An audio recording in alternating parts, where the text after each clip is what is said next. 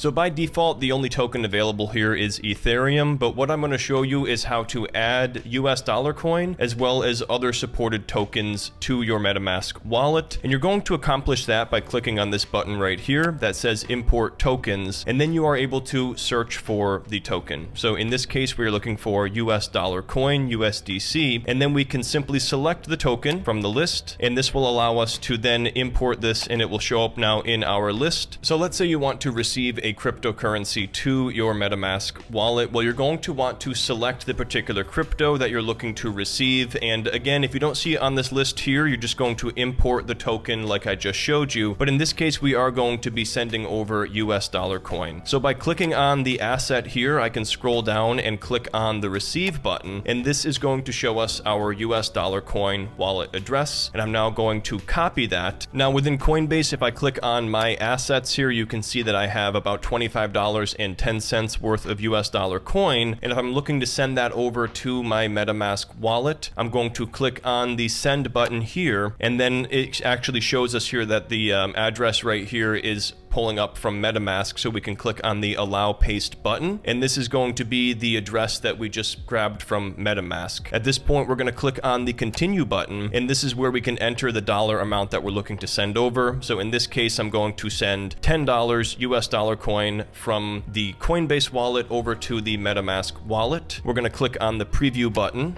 and then after clicking on continue here, we can see that there is actually going to be a network fee of $3.44. So I'm not actually going to go through with sending this just because I don't want to pay this huge network fee, but those would be the exact steps that you would follow to send crypto over to your MetaMask wallet. So that is one downside with cryptocurrencies, is those network fees can be a lot, especially on small transactions. But if you're moving a large amount of cryptocurrency, it's probably going to be less of a hindrance for you.